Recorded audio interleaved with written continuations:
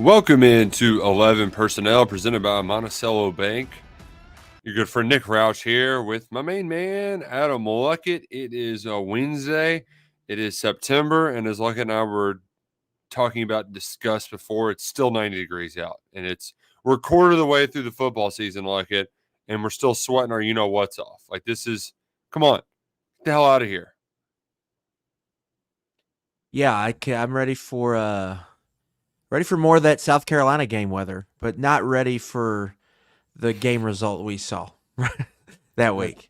That's true. Got a little nooner this week. That's something different. We get the Jefferson Pilot, weird 12:30, 12:45 window. So that's going to be different. Get Peter Burns's new show, which glad to hear he's doing okay after his choking incident in Como. Jeff Ruby, make sure that his food is just served in small pieces. We can't have that happen again. If you all didn't see Peter Burns' story, he choked on food while at dinner Friday night and had to have 4 people do the Heimlich.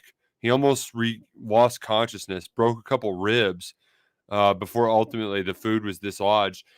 How terrified would you be to just eat for the foreseeable future? You'd be chewing on everything like the SNL skit where they're chewing up the food and spitting into Will Ferrell's mouth. It's like that. Like I would be terrified. Might want to go get some puddings, things of that nature for a little bit.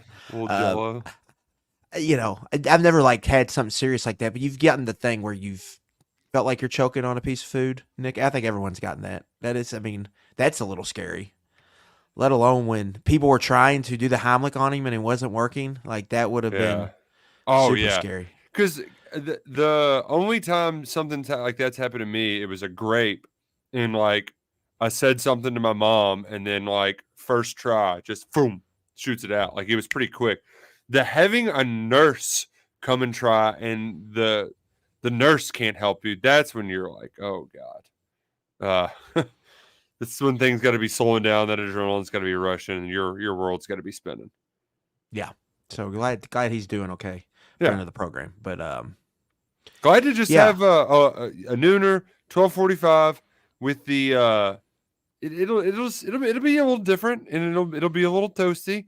But I know there's some people in the city of Louisville who might have a concert to go to later on. You can get your Cats in still. You can watch the Cats play the Bobcats from Ohio. And then you can go watch your what's that guy? Cody Bryan? Zach Bryan. Yes. Zach Bryan. Yeah. So is it Zach Bryan's fault if Cardinal Stadium or Bank Loan Stadium, which it's not Monticello Bank, so get out of here. Yeah. If it's not you got to take out a loan to buy a pizza at this stadium. Is it Zach Bryan's fault if the crowd's not great for Georgia Tech, 3:30 Saturday kickoff? Oh, it's going to be bad, and they're going to blame it. They're going to blame it on Bourbon and Beyond. It's going to be the dumbest excuse I've ever heard in my life. Oh, there was a concert down the street, so we couldn't go to the game. Hey, traffic was too bad. I mean, there's plenty of ways you don't got to go down Crittenden Drive. And you know what? I've been to Bourbon and Beyond before. Traffic ain't that bad. All right, you'll be just fine. You'll be just fine. So back to the original point, as we did a little 4-minute tangent there. We've seen 3 different teams, Nick, through 3 games. Well, 2.5 games. Yes. Which I need to tell our guy, YouTube Dan, take it easy on the total stats when you only play 2.5 games. Brock Vandegrift, he's getting a bad rap on some stats. The passing game, they aren't great to begin with, but they look so much worse because you missed a half of stat padding. Yeah, I mean, the South Carolina game was just an absolute train wreck. And I think part of the problem with that I think most everybody is having handicapping this team is because that game was so bad. Right. Yeah, Brock Vandegrift. Good. Huh?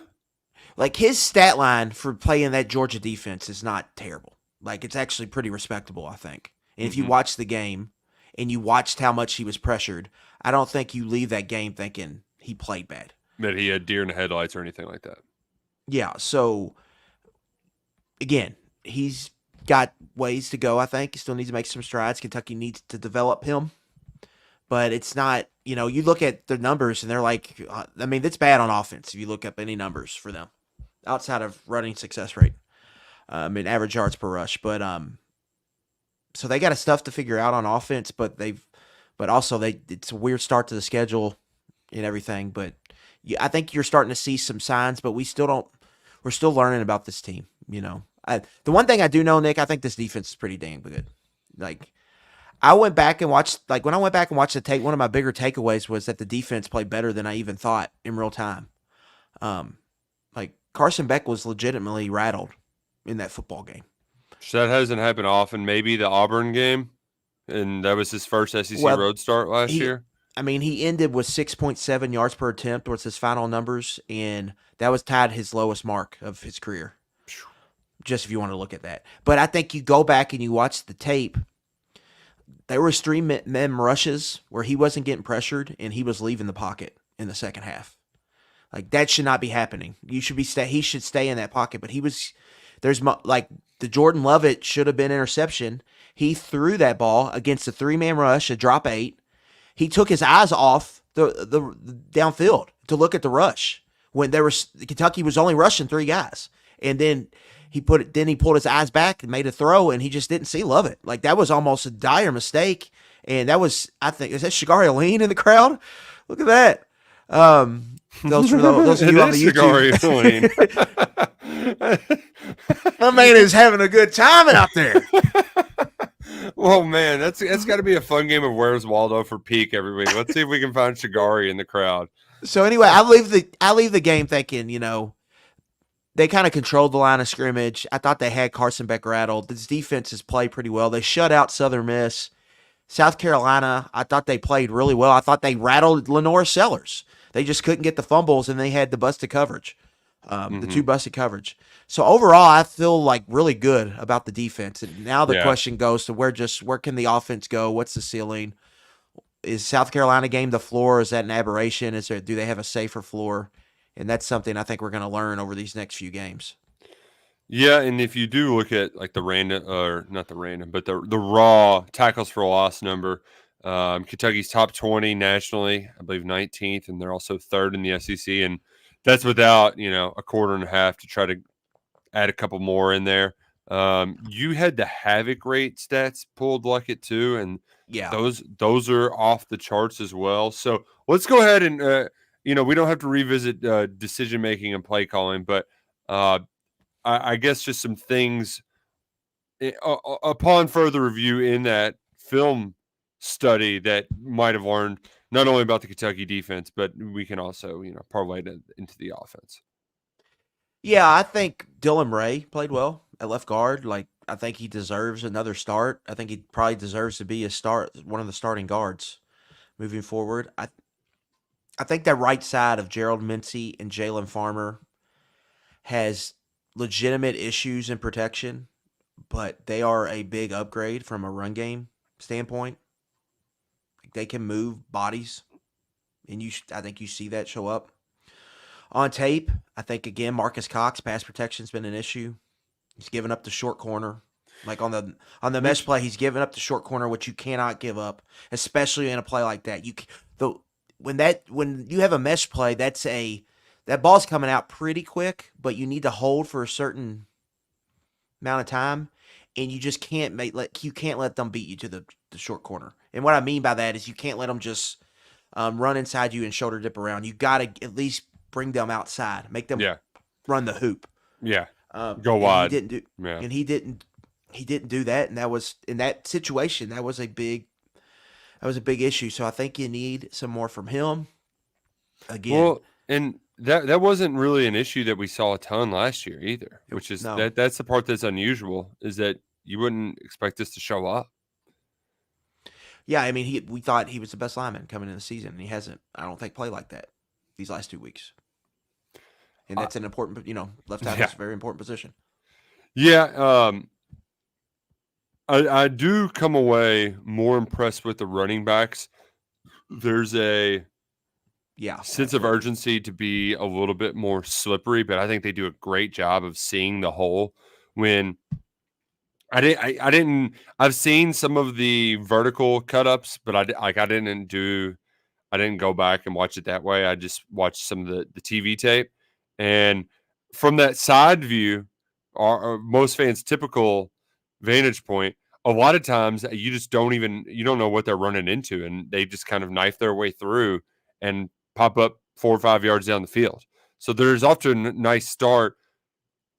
They need to be a little bit more explosive, which is, maybe we can go ahead and get to that now because you do wonder just like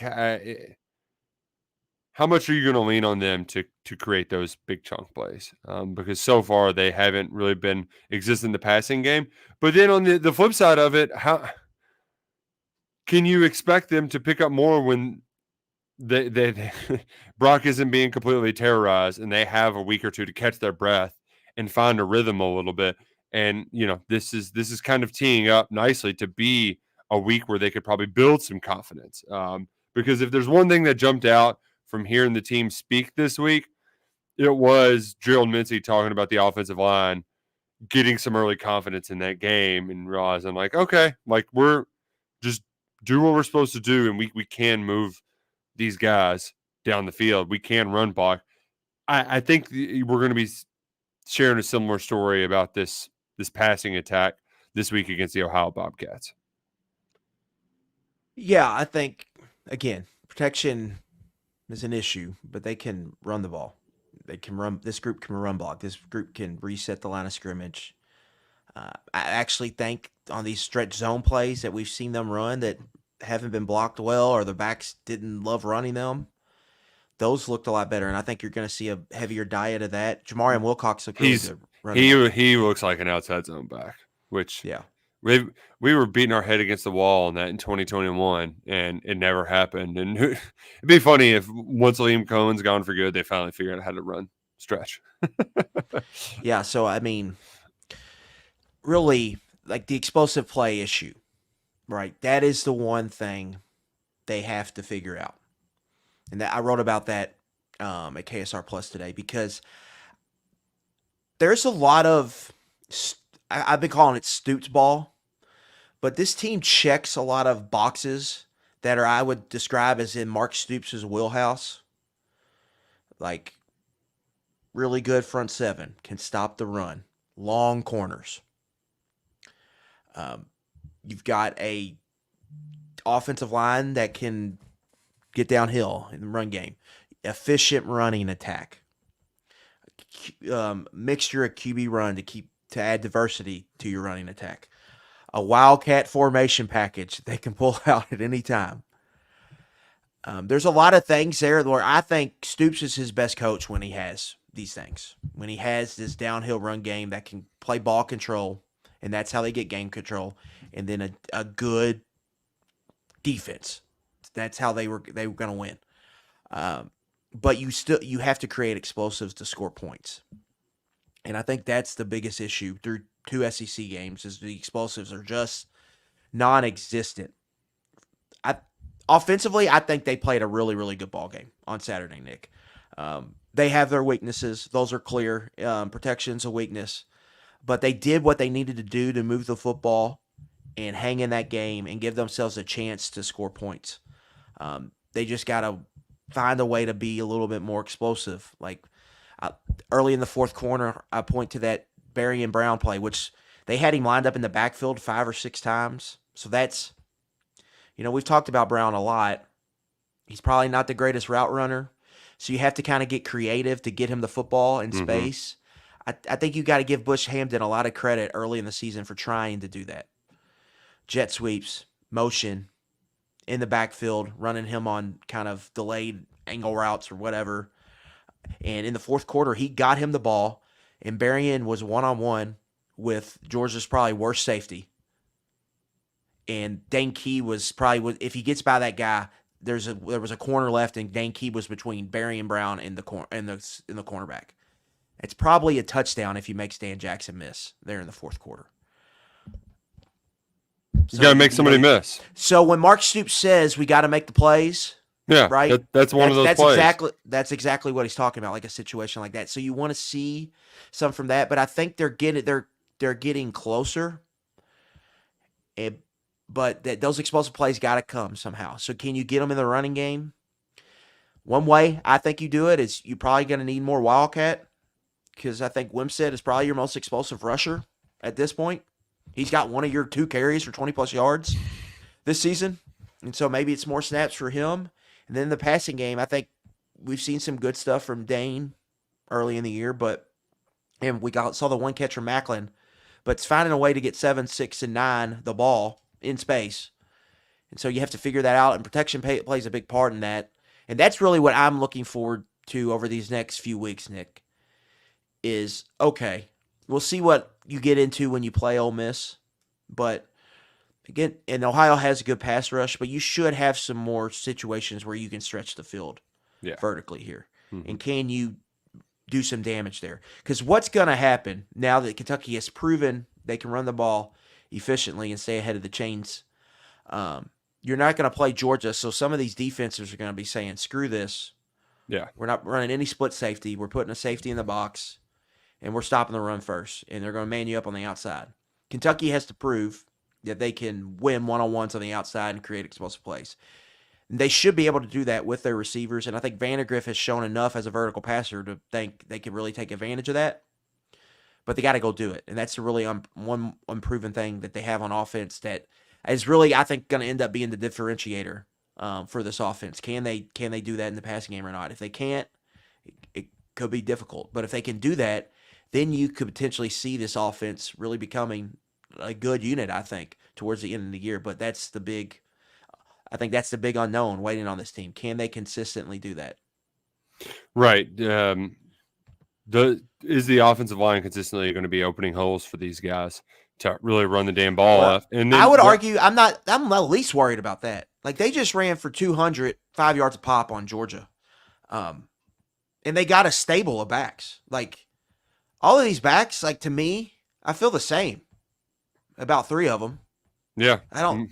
And that's not even counting the guy who you thought would be the starter this year. We haven't even seen him yet. That's true. So I feel good about this run game, and then I feel good what they're going to do with the QB run to diversify the run game. It's just can you get this passing game going? Mainly, to me, can you get the deep passing game going, and can you bring this completion rate up? When you throw a short pass, can you not lose 3 yards? Can you get 5 yards? And can you take advantage? Because here's what's going to come. Teams are going to get that, like, you're going to get a lot heavier boxes. So can you take advantage of the single coverage on the outside? You think you've got the speed for guys to run by them, but will they do that? Will they finish the play? And that's been an issue. I can think of 2 offhand where the ball's there down the field and it's not caught. So that's why, this week is kind of a big week, because if you look at what Ohio's done defensively, pretty stout against the run. And despite playing that 4-2-5, I mean, they got carved up by Kyle McCord of Syracuse. He had 354 passing yards, 4 touchdowns, I think only 7 incomplete passes, and 9 yards per attempt. I mean, they carved him up. They're in 119th in success rate. He carved up Georgia Tech on EPA. I mean, he might just be really good. Yeah, but at the same time, Tim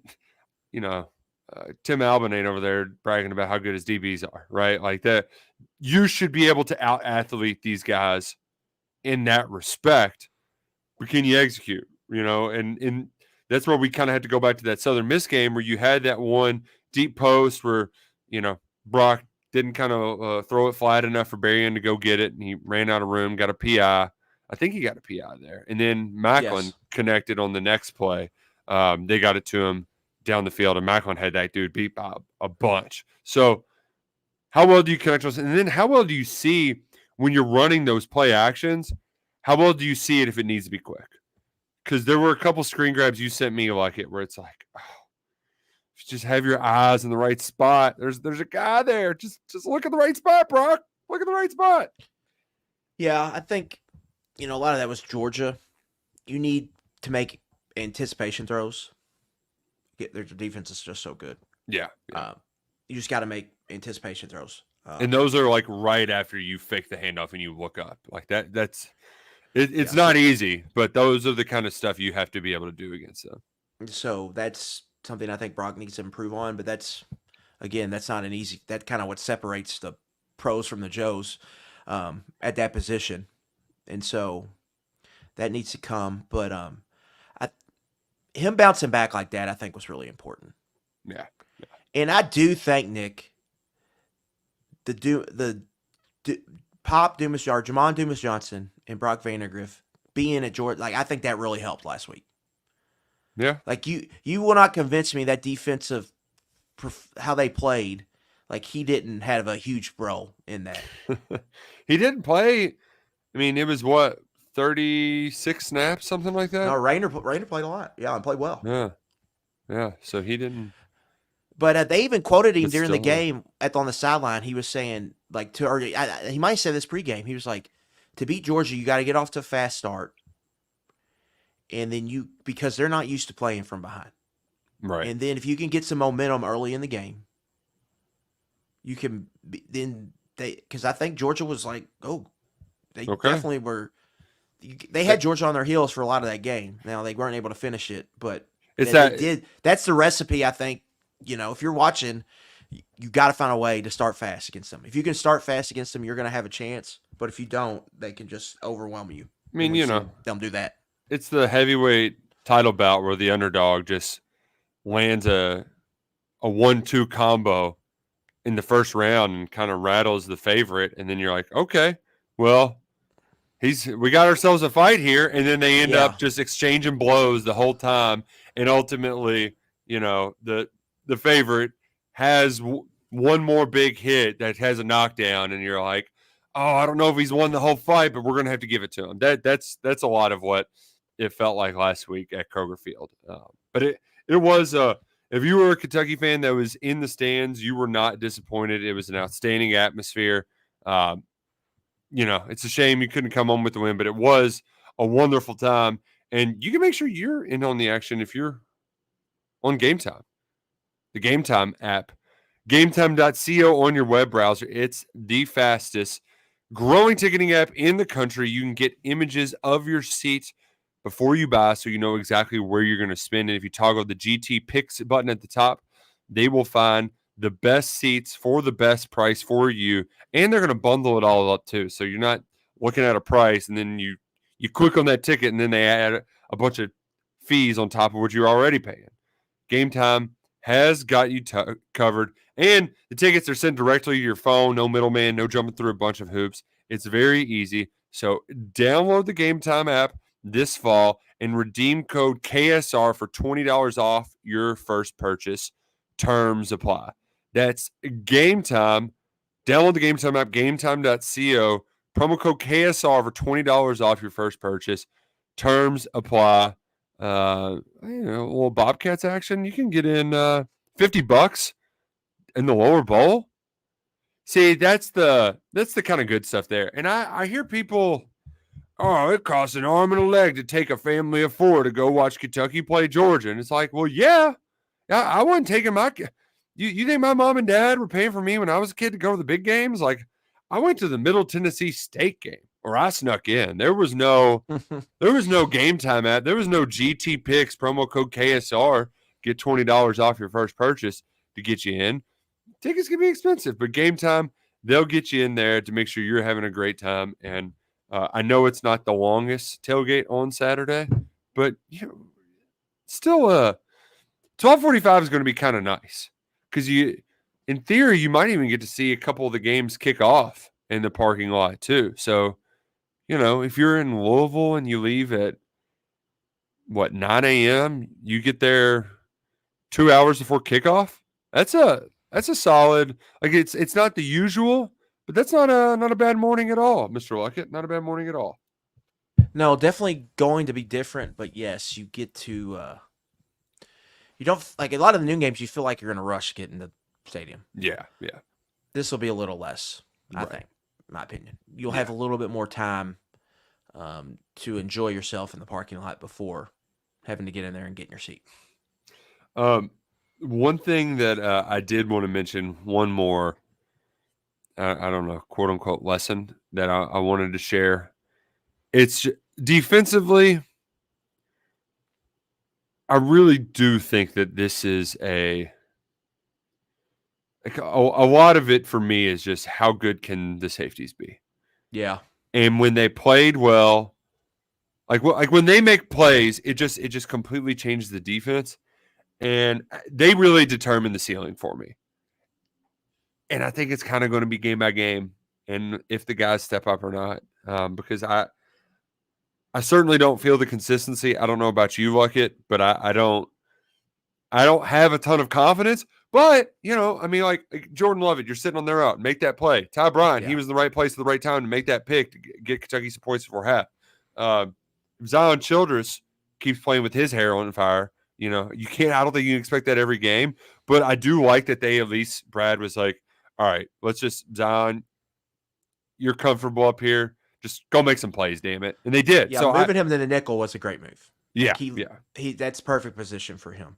That was the most playmaking I think we've seen at that position since Mike Edwards. I know that's a comp people throw around, but like this, he's on track to have to like lead the SEC and tackles for loss. Doesn't it kind of? I was talking to our friend Aaron Gershon, big New York Giants fan. He's like, Drew Phillips is playing better than he ever did at Kentucky with the Giants, and you know what? It's because he wasn't ever playing. He had to play outside corner last year, and it's like, gosh, if they would have had another dude out there where he could just stay at nickel. I would have loved to have seen a second year of him at nickel. But I'm with you. Like, we didn't get games like that out of Drew when he was in there. I mean, Zion was awesome. So that's kind of where I'm at defensively because, I mean, to your havoc stat, that it's not even Dion making these plays. It's Trayvon Ripka. It's J.J. Weaver getting tackled in the backfield and not getting holding calls, but pushing Carson Beck off of his point where he wants to throw the football. Like, the defensive line, I think us as fans put a little bit too much pressure on them, or we had too high expectations too early for a lot of them to just immediately make plays. And they kind of did, like they've kind of just been on track this whole time, but now you're getting them as redshirt seniors and they're just kicking ass. And they did that. I know Tate Ratledge got hurt, and he's one of the best interior offensive linemen in the country. So, like, losing him makes a difference. But, fuck it, that's a top 5 offensive line, and Kentucky's defense kicked their ass. Like, well, that's a great sign. That's a great sign. And here's the part where it's a great sign, too, Luckett, that we'll talk about when we get to these games. And I'm curious, especially for Tennessee this weekend, what that looks like. But I know you think of Ole Miss and Tennessee and Texas as these big pass-heavy teams, but it works because they run the ball so effectively. So what happens when Kentucky makes them one-dimensional? Like that's this run defense is the real deal Holyfield. And if the safeties can do their job, sprinkle in some playmaking ability there, like, man, that studs.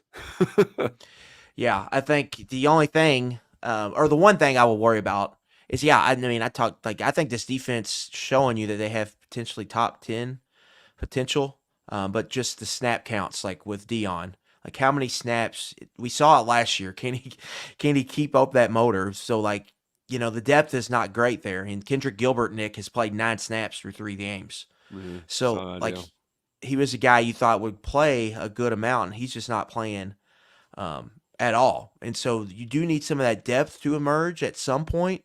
So you're going to need some younger guys to step in there and fill some roles at one point, but you haven't needed it yet. And so that would be my one thing to watch. But so far, you see it. Nick, they're number 1 in havoc rate on defense. And they play 2 SEC offenses. And South Carolina, say what you want, just scored 30-plus points or whatever they did against LSU.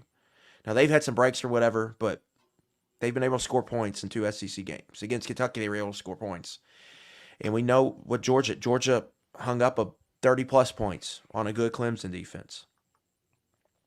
It's also wild that they have this crazy havoc rate, but only 1 turnover. So That's unfortunate. A lot of that is them Just not what? falling on fumbles. Yeah. And they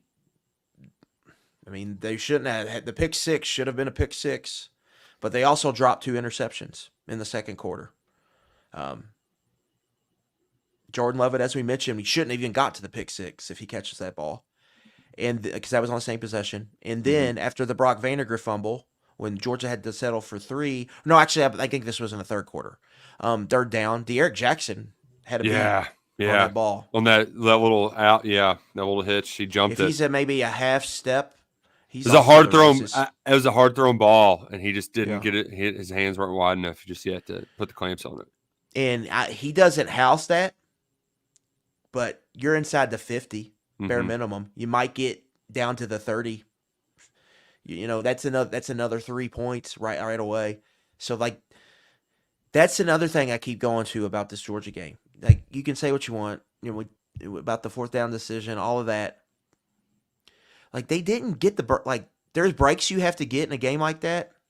And Kentucky didn't get the breaks. You could argue Georgia got the breaks in that game.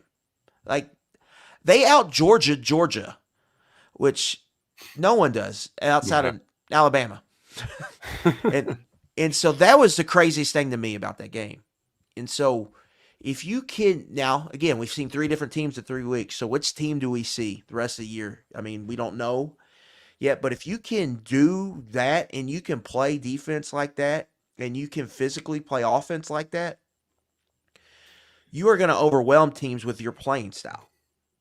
But you have to do that because you're going to be able to suffocate them because you're going to bring them into the mud. You're going to play a shortened game, and you have a chance. Like, that defense I saw can put a quarterback and an offensive coordinator in the torture rack for all that, because they can stop the run without committing a lot of numbers at times. And then they do a good job. Like, I thought Brad White did a good job of mixing up coverages and fronts. And when they got in 3rd and 6, they came after them. They said, we're blitzing you and we're going to cover you. And you're going to make you throw it short of the sticks. And that's what happened most of that game. And so there's a lot to like about that defense. And they're creating plays because, again, they had Sellers rattled in that third quarter. Like, that game was there for the taking. And they just missed that fumble. Or those 2 fumbles. If they get those, I think they probably win. But they didn't get them. Well, that begs the question, Luckett, and it's a question that I've seen plenty of times. In modern college football, can you play defense and run the football and still win games? Many people are saying you can't. And they're all in my mentions, and they're talking about how embarrassing Kentucky's offense is, and you shouldn't have to do that to win games. But can you win games if you play defense and run the football? Yes, you can. But you have to have some level of competency as a passing attack. Yeah. And so I understand the early frustrations right now, but I'm very agitated that there's it's the people who just have Stoops fatigue, and they saw the air raid 20 years ago, and they remember Andre Woodson, and they want to throw the ball over the yard too. And I want to throw the ball over the yard as well. And we talked about it a lot over the last few years. And you know how bad it sucked when we threw the ball over the yard? They fell short of the standard. So if you want to be your best, you can say that Mark Stoops has plateaued at Kentucky. Well, I still want to get to that height of that plateau. And if throwing the ball a bunch and relying on Brock Vandagriff to throw a bunch of go balls, Barry and Brown, I can't do that anymore. So I will happily accept this. We got a good defense. We're going to run the damn ball, and then we're going to try to take some shots deep in the passing game, use play action. 28 dropbacks a game, maybe 21 attempts, fine by me, right? Like I'd rather win than do what we did last year, because that's really, like, there's a lot of, like, there was square peg round hole stuff happening last year, and again, it's just the way the team's currently built. Like, I understand some fatigue from it, and I especially get the frustration that it's not lived up to this point right now. But I'm not going to complain that Kentucky's going to steer into their strength right now. You should go into your strength. You're 1-2. You got to do whatever you got to do to scratch and claw to win games. Kentucky didn't do it early enough in 2019 when they switched to Lynn Bowden, and it cost them a chance to go 8-4, 9-3. That is one of the most fun seasons of my lifetime, and they threw the ball 5 times a game. Like, it doesn't – I know that that's an aberration, Luckett, but I just think that there's a lot of Johnny Air Raids out there that are so transfixed and so fatigued with Mark Stoops that they will let their anger and grievances with the lack of a passing game throughout his tenure just make them angry and like let it cloud their judgment on how the season's going to play out. Because that's just silly. Like, if the team finds an identity and is good at it, right? Like, it's hard to complain, especially if you're able to get one of these other wins, like in one of these other big games. That was a big opportunity there. You would have none of that complaining if they did pull off the win. But that stuff might even get louder because they're going to say, well, you got to be able to throw the ball to win. So like I just know there's going to be this push-pull that we're going to be dealing with throughout the year. I'd like to get in front of it because there's also this notion that like Kentucky was so great when we were throwing the ball over the yard. Fact checked. Running the ball in defense a lot better under Mark Stoops than air raid under Rich Brooks, Hal Mummy, et cetera, et cetera. A lot of 7-win seasons under those guys. No 9-win seasons last I checked. Yeah, I think the hard part for some is Stoops has done the hard part. He's built up the defense. He's built up the line of scrimmage. But again, I think the biggest criticism, I think the fairest criticism is that his tenure, really, and you got to credit him for this, has built a infrastructure where they can consistently have winning football teams in this league, in this conference. Insert whatever joke you want, but that's a bottom line. It's a fact. But to level up, no matter what kind of offense you run, Nick, I don't care if you're running the wing T. I don't care if you're flex bone. I don't care if you're run and shoot. I don't care if you're spread. I don't care if you're spread option. I don't care if you're air raid. I don't care if you're veer and shoot. Maryland I don't care if you're West Coast. I don't care what you are. Eventually you have to have the quarterback that can kind of level you up. And when you get the quarterback you can kind of get to the next level, for whatever reason, Kentucky just has never had that. So even if they had the guy, I don't know if they could, insert whoever. I don't know if you inserted whatever star quarterback, if they come here and the results will be much more different than they have been. Because they just haven't proven that they can have a talent at quarterback, develop him or not, or have him start and have him be successful here. Yeah. The closest thing was Levis, and you just didn't have the scheme infrastructure in place where it took them half a year to figure it out. And then they only had one receiver, really, Because I'm very much of the belief every person, no matter what your job, what you do, everyone has strengths and weaknesses. And you've got to, as an entity, maximize your strength and try to hide your weaknesses as best you can.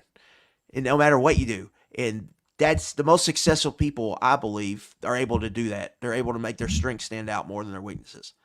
Mark Stoops' strengths are complimentary, run the football. Some would say conservative football. But he is at his best as a coach. You mentioned the 2019 years, just a perfect example.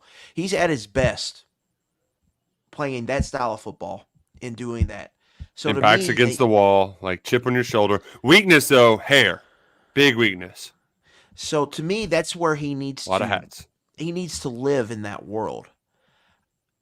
I think he tried to stay in that world, but like mix in this kind of NFL quarterback receiver driven offense. And it didn't work. And I think that had a lot to do with them having a disappointing season and losing games you thought they shouldn't lose because they were out of their comfort zone. Mm-hmm. I think when we heard him talk about this, and I even have to say, what they did on Saturday I thought was impossible. I did. Fair enough. I didn't think you could do it. So I was wrong. I was totally wrong on my criticism of that. Now I need to see it play out for a full season, but I was wrong that I thought you can't just line it up with this group and just pound the rock successfully. And they did it. Yeah. So I was wrong on that. So they've proven they can do that. And I think they just need to kind of stay in that world and just be ground and pound and to see if you can play action pass and create explosives through the passing game and figure it out there. And then I think in the portal world, Nick, if you need, like, there would be a worry. Like, if they, now we have to see again how the season plays out. There'd be a worry if the long passing way to game was go. just, let's just say the passing game was worse than the SEC. There would be worry, how are you going to recruit receivers? But I think that's easier kind of in the, go pay some portal players if you had to do it. It's like finding a shooting guard in the portal for basketball. There's so I think that out there. where in 2019 and 2020, I think that was a real issue. But I think that we live in a different world now. So the reason I'm high on this team, potentially, I should say high. The reason I think this team could probably still reach season expectations, the reason I think this team could have a lot of wins down the stretch, the reason I think this team has a really good chance to scare another top 10 opponent on their schedule is because they have a clear winning identity that Mark Stoops knows how to win and maximize talent with. He's proven that. And so this is who we are. This is what we're going to do, by God. This is our plan, and we're sticking to it. Yeah. So I think that was the biggest thing, I think, to come from that Georgia game. Yeah, and even though it's been an unpredictable 3 games, you do get a better, like, okay, all right, we kind of know what we are. We know who we are and what we can do, what we're capable of. Again, we need to see the full season played out. Mm-hmm. But, Eric Wolford took it on the chin last weekend. But he just coached an offensive line. Yeah. With a bunch of transfers. A former walk-on playing left guard. And they kind of took it to that Georgia front. Yeah. Now we got to need, but I mean, like, to me, that's getting, understandably, it's getting a little lost in the shuffle. Yeah. If they were able to do that against Georgia, and I know Georgia has a couple injuries, but the same people were telling me that this time last week, and I was saying this too, that it didn't matter. They can just roll these guys in. And so, like, that's going to be one of the better fronts they play all year. Mm-hmm. And they were kind of control the line of scrimmage in the run game. So if you can keep doing that with teams that don't have or at least 2 first-round guys this year, and Dalen Everett and Malachi Starks, and then a future first-round guy in KJ Bolden, I think you get against a weaker secondary, there's probably going to be more open passing lanes. So that's really what I want to see moving forward, is how they can do that. But I think they have their kind of identity and a philosophy, and one they're comfortable with, and I think that creates optimism for the rest of the season. But again, we've seen 3 different teams in 3 games. We need to see them go and do this consistently. But you could see the path forward on offense and defensively through 2.5 games. They look like the real deal. Even in the South Carolina game, there was a little of, I don't want to say flukiness, but South Carolina caught them in some busts. Where if those were cleaned up, game looks a lot different. The season looks a lot different. We're going to talk about the next opponent up, and I want to get to a couple of questions on the chat. But first, I need to tell you about our friends at Monticello Bank, proud presenting sponsors of 11 Personnel here on the KSR YouTube channel. You can find Monticello Bank in a community near you. They've been serving the Commonwealth of Kentucky for over 128 years, and they've been in business that long because it's where people matter. And here's the thing, Luckett, there's a lot of talking points on these ad reads. Here's a Roush talking point that I learned. It's like one of the financial. I don't know a lot about financial stuff, but I do know with 100% certainty you are going to get a better rate from a local bank than you are from some big national chain or one of those like big national lenders that does everything online. Go talk to a person in person at Monticello Bank. They'll give you the best rate possible, whether it's on a mortgage, a home loan, or you're trying to start up a business. Monticello Bank will take care of you. You can visit them online at mbcbank.com or bank anywhere with the Go MBC mobile app. Monticello Bank, it's where people matter. member FDIC, equal housing lender. Luckett, we had some interesting comments in the chat that I wanted to address. One was from Walker Yaw, and another one was from Inspector Gadget, asking, where is the Stoops to retire info coming from? And Walker said that Stephen Godfrey, big coaching carousel guy, and Brandon Gall keep mentioning that Stoops will retire at the end of the year. And I forget where I first said it, and I definitely mentioned it at some point this spring, the sort of take after the Texas A&M stuff, that the way this roster's set up, that does feel like, just from a massive turnover standpoint, that it is kind of a last ride setup. And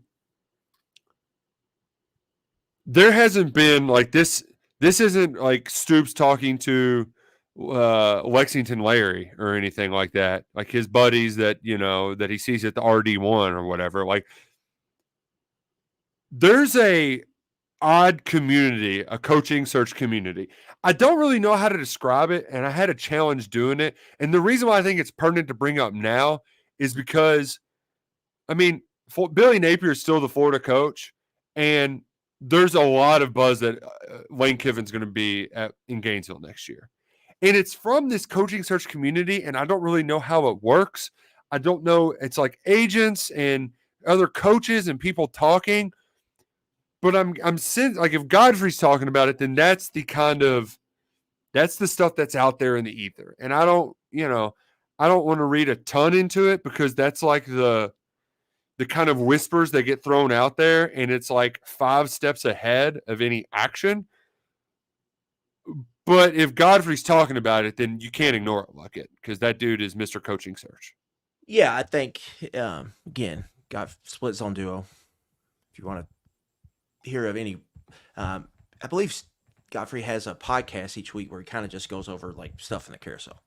So if you go to Split Zone Duo, you can hear all that and let him explain that, what he thinks. But a lot of this, Nick, is just maybe what agents, I guess, are talking about, or what agent circles are doing. And that's kind of, I mean, it's very much, it's very much, it's very, obviously it's sources driven. So so it's obviously something to take note of. Yeah. But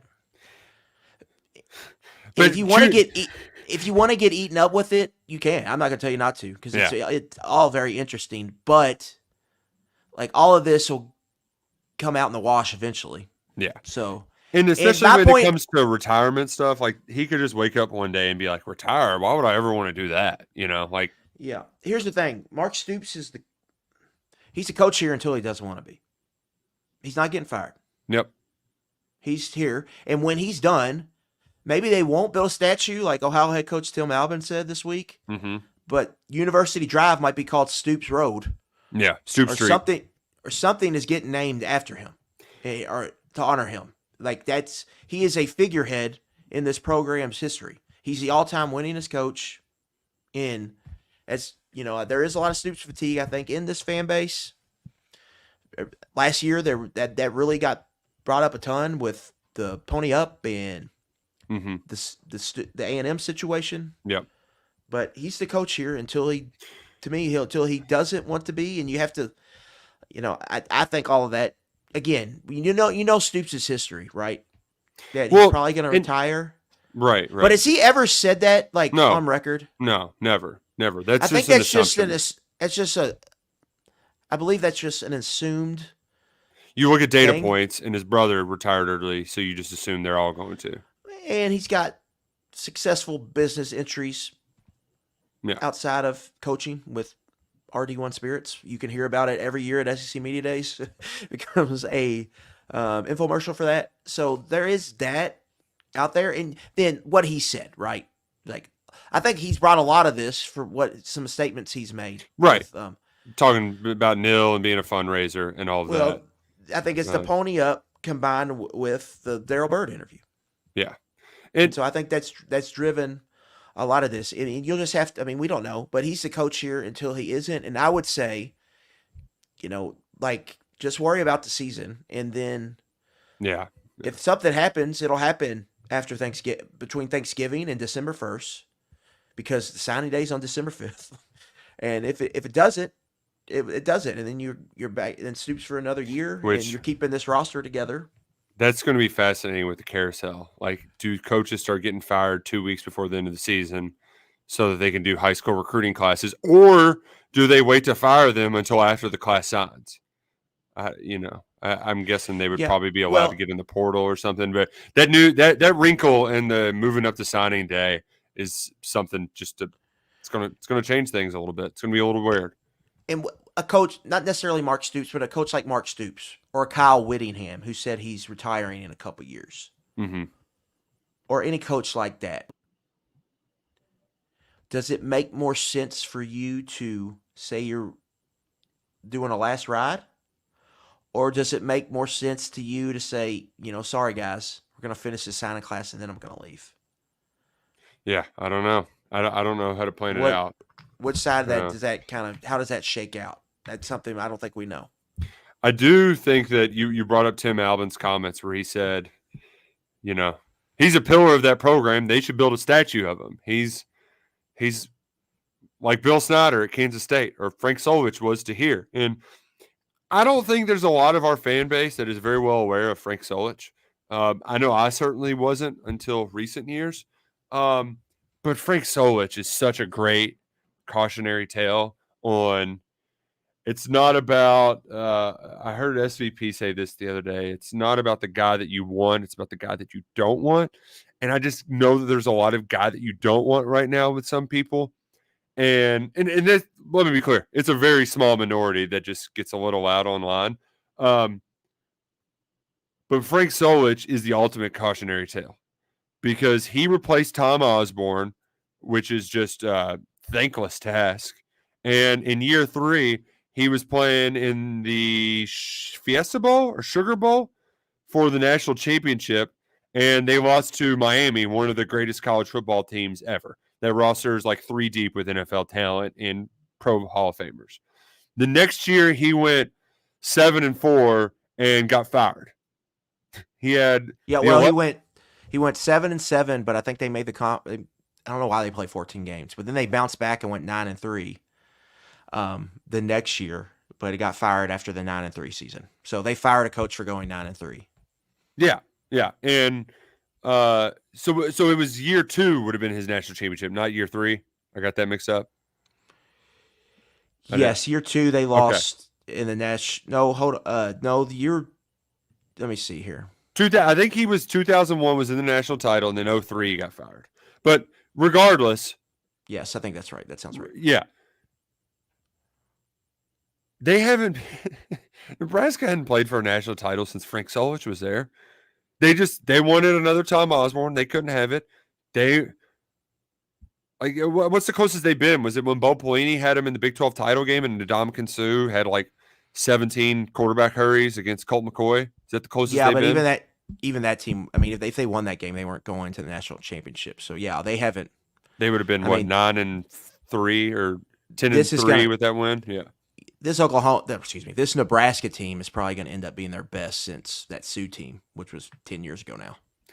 And I know that just like it sounds like loser talk and all this sort of stuff, but like there is some significant structural disadvantages that this program operates under, and Mark Stoops has brought a level of consistency that is, if you look around at other examples like at Ohio, and like it's to be commended. And that's where we get to Ohio, where you're playing a team and a program that Solich took a year off, and then he went to Athens, Ohio, and he stayed for 20. And even after he left, he retired. This will be Albin's 4th season, if I'm not mistaken. Yes. And Albin, who was with him at Nebraska and is with him at Ohio all this time, he rattled off back-to-back 10-win seasons. And this year is a bit of more of a rebuild. And you can hear when he talks about Nil in the portal, like that's the kind of program that really hurts in this new era, and they're just trying to do their best to keep their footing.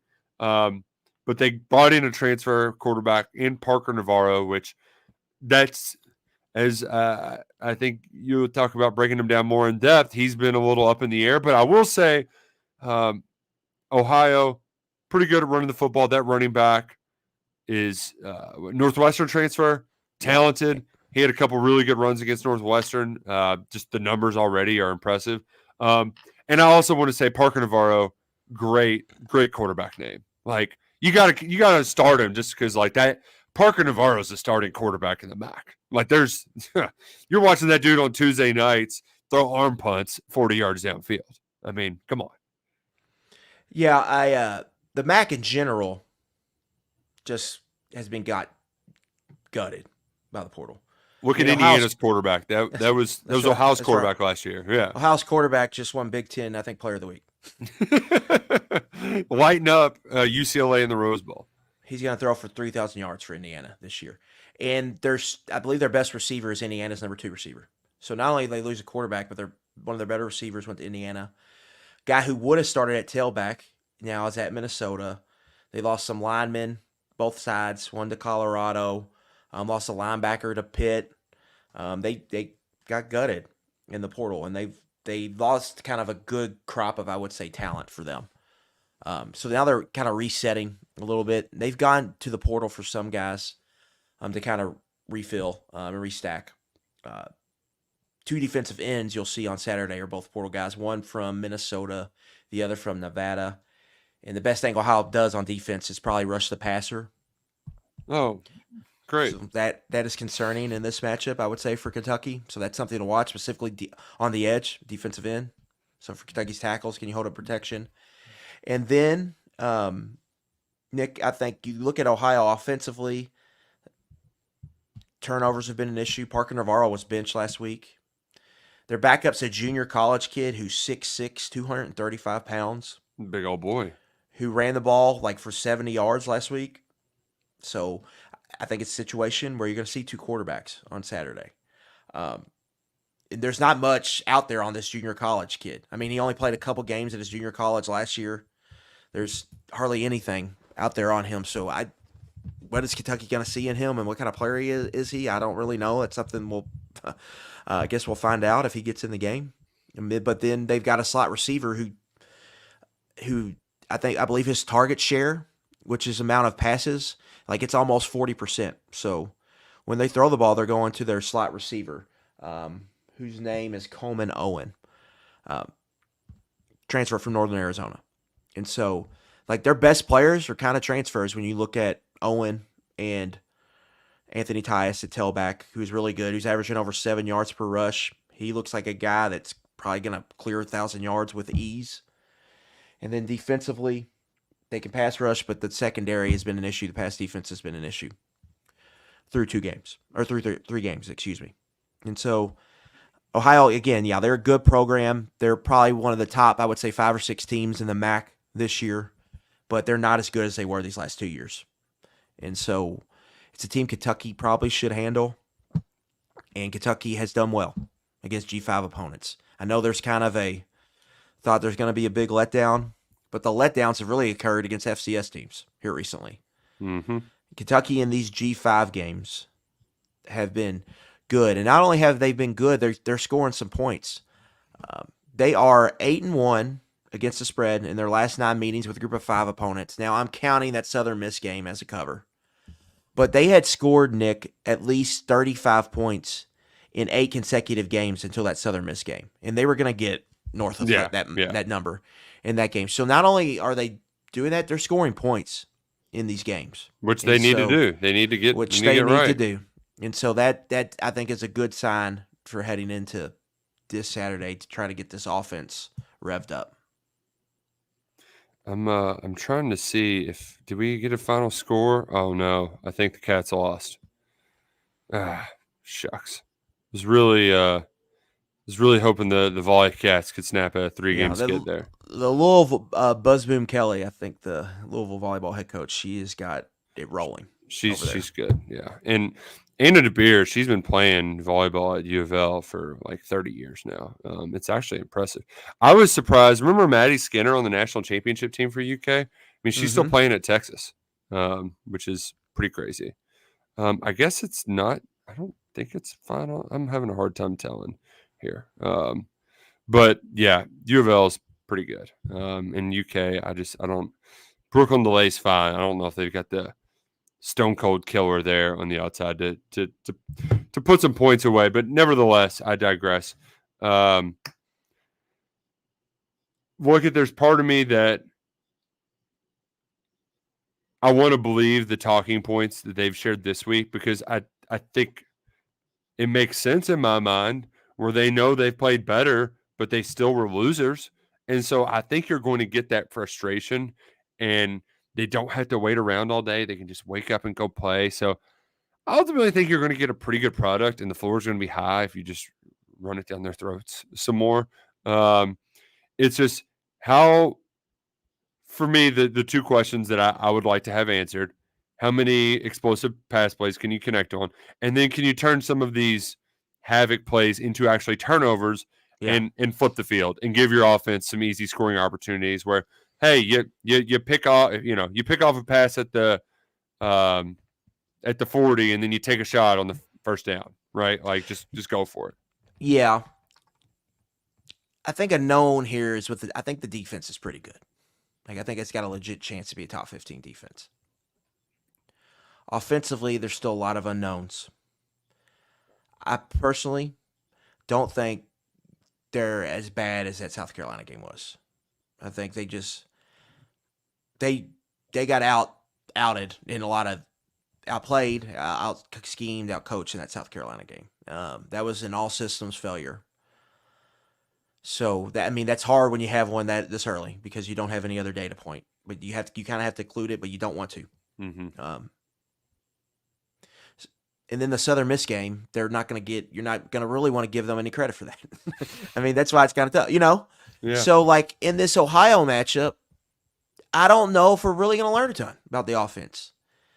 You want them to look better and you want them to score points. To me, I think you wanted to see them be explosive, but they were explosive against Southern Miss. Like, I went back and looked up some numbers, Nick, for Southern Miss. They weren't super efficient on offense, but they were up over 7 yards per play, and they had a bunch of explosives. 13 of their 19 successful plays in that game were explosive plays. So the stuff I'm sitting here complaining about on the show, they did against Southern Miss. It's such a weird team. So where are we at with this team? I think I really do think they had a good plan, and I think they played well on offense against Georgia. They took what they could get. I think they had some misses in the passing game, but they're understandable. And I think you get them. I want to see that offense against someone else. But we're really not going to know anything until after this Ohio game. And that's the kind of the tough part, I think, of this matchup, is because I won't say it means nothing, and you want to see them play well again. But I think we're going to head into Southern Miss. Thinking to head into Ole Miss week. Consider if they take care of, let's say they take care of business, and the final score is what the spread says. So it's like 30-10 final, 31-10, whatever. We're gonna say the same thing next week. We don't really know, Yeah. And we're just kind of we're kind of in a gray area of the season, trying to learn what this team really is. And I think we'll have the same conversation next week. I think you just want to see Kentucky just workmanlike, get out there, handle your business. But I will say, if they go out here and put the clamps on this Ohio offense for 60 minutes again, I think that's only gonna up the hype and the expectations for this Kentucky defense, because I've seen some really good stuff on tape over these last 2 games from them, and there's a lot to get excited about. And they're leading the country in havoc, and we haven't seen Deion Walker take over games yet, and that's coming down the chimney here at some point. Get ready, Freddie. Also, I was wrong. The game isn't over with yet. It's just, I don't know, weird stuff happening on my YouTube TV. But they were losing right now. That's gonna be weird when if Kentucky wins and you're there listening to this podcast tomorrow. Can you explain to me what the hell's going on with all the Cal Florida State memes? But like, do you? I don't know what it is, but it's hilarious. I've seen those, and I'm confused. I'm just confused with you. I haven't dug in. They're like super liberal, like. Is it because Cal is like this liberal institution that's had like people walk out on the field and it's protest? like they had like here I'm seeing it's here. We're coming to your state fair, and they're serving DEI on a stick, fried pronouns. There was one where it was like we're collecting all of your guns at the gate, and then there's another one where it was like Ron DeSantis is banning all playbooks from the state of Florida. It's stuff like that. You had the rainbow out. There was one of those. Saw that. There's just been a lot of memes, and I don't really know where they're coming from. Is that one of the memes you got beat by the woke agenda? Yeah. That's one of them. I don't really understand it, but I do understand this quote from Jim Harbaugh. Like Moses, I'm gonna die leaning on my staff. Yeah, on the Florida State stuff. That's a lot going on down there. Between them and Florida. When we go down there, Nick, and with the Jags struggling, when we go down to Jacksonville, we're just gonna listen to their sports talk on the way down there because those people are not having a good football season so far. But no, they're a total mess. Pretty bad. And then what happens if you go 0-4 with losses to Cal and Boston College? The one Harbaugh, we deserve to have him in the SEC, and it never happened. For that, I am disappointed. Could you imagine that guy in this league? Him and Lane Kiffin, those two kind of going back and forth would be some content, entertaining content. Man, said we had to have him in Michigan, and you just can't stand Michigan and everything they stand for. But Harbaugh is such a trip, so glad you're in the NFL, Mr. Harbaugh. Glad you're in the NFL. Man, I'm glad. I'm fired up for this slate of games though, because we got the nooner, so we're going to be able to watch late into the night, see all the great games. There's some good ones on the slate. Luckett and I will be previewing them for you tomorrow afternoon on the KSR YouTube channel with a little bit of pigskin previews. Fired up from that. I would imagine somewhere 2 or 3 o'clock, something like that range. I think we went 4 last week, so we'll figure out something in there. But it's been a lot of fun, Mr. Luckett. It was a good time previewing Ohio. Appreciate you all joining us here on the YouTubes, and we'll see you tomorrow. He's Adam Luckett. I'm Nick Roush. Go Cats, and go Crow Green.